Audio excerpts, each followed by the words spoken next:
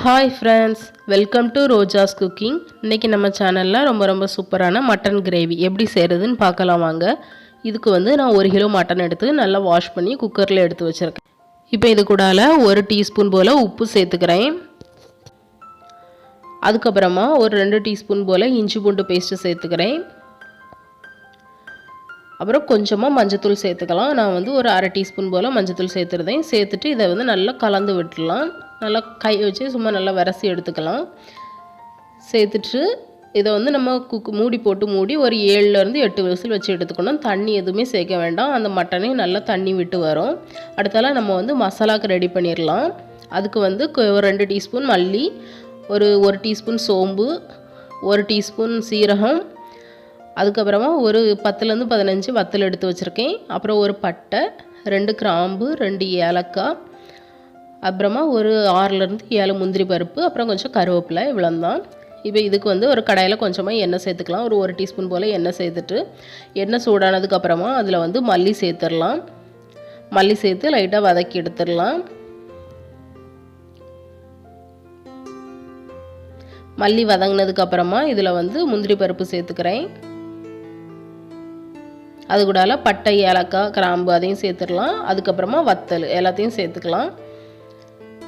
வத்தல் சேர்த்து லைட்டாக வதக்கினதுக்கப்புறமா சீரகமும் சோம்பும் சேர்த்துக்கிறேன். அப்புறமா அந்த கொஞ்சம் கருவேப்பிலையும் சேர்த்துடலாம். சேர்த்துட்டு அந்த மல்லி வத்தல் எல்லாமே நல்லா வதங்கி லைட்டாக பொன்னிறமாக வர்றது வரை வதக்கி எடுத்துக்கணும். இப்போ இந்த அளவுக்கு நல்லா வதங்கி எடுத்தாச்சு. அடுத்தால நான் வந்து அடுப்பு ஆஃப் பண்ணிடுறேன். அடுப்பு ஆஃப் பண்ணிவிட்டு இதை வேற ஒரு பிளேட்டுக்கு மாற்றி இதை நல்லா ஆற வச்சு எடுத்துக்கணும்.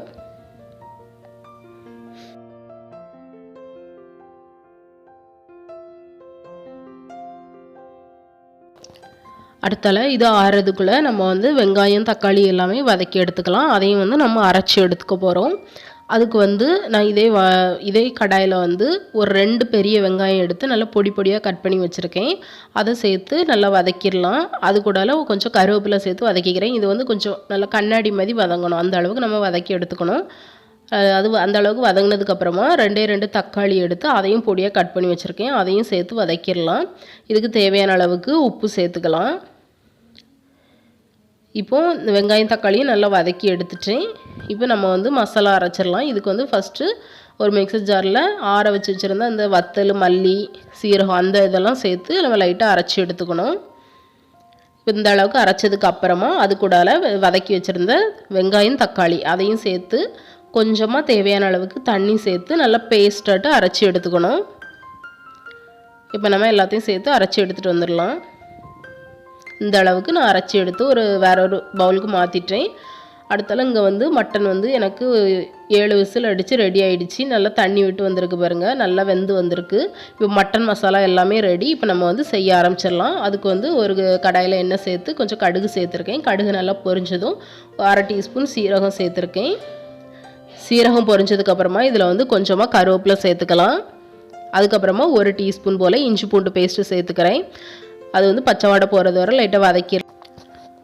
அடுத்தால இதில் வந்து நான் அரைச்சி வச்சுருந்த பேஸ்ட்டு, அந்த வெங்காயம், தக்காளி, மல்லி, வத்தல் எல்லாம் சேர்த்து அரைச்சி வச்சுருந்தோம்ல அந்த பேஸ்ட்டை வந்து நான் இதுக்குள்ளே சேர்த்துறேன். சேர்த்து நல்லா கலந்து விட்டுடலாம்.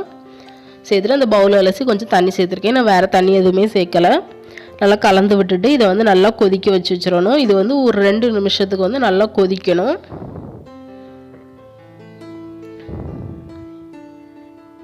இப்போ இது நல்லா கொதிக்கட்டும். நல்லா கொதிச்சதுக்கப்புறமா இதில் வந்து நம்ம மசாலா சேர்க்கலாம். நான் வந்து இன்றைக்கி நல்லா கொதிச்சுட்டு இதில் வந்து இன்றைக்கி 2 டீஸ்பூன் அளவுக்கு மட்டன் மசாலா, அப்புறம் ஒரு 1/4 டீஸ்பூன் மஞ்சத்தூள் எடுத்து வச்சுருக்கேன். அதை உள்ளே சேர்த்துடலாம். சேர்த்து நல்லா கலந்து விட்டுடலாம்.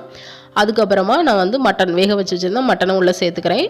நான் வேறு தண்ணி எதுவுமே சேர்க்கல. அந்த மட்டன் விட்டுருந்த தண்ணி மட்டும் தான் நான் சேர்த்துருக்கேன். சேர்த்துட்டு இதை வந்து நல்லா கொதிக்க வைக்கணும். இது கொதித்து நல்லா வற்றி வரணும், கிரேவி மாதிரி.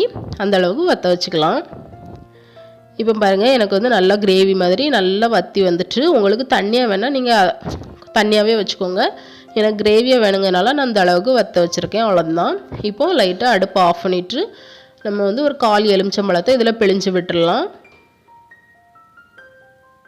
அவ்வளோதான் ஃப்ரெண்ட்ஸ், ரொம்ப சூப்பரான மட்டன் கிரேவி ரெடி ஆகிடுச்சு. இது ரொம்பவே சூப்பராக இருக்கும். கண்டிப்பாக ட்ரை பண்ணி பாருங்கள்.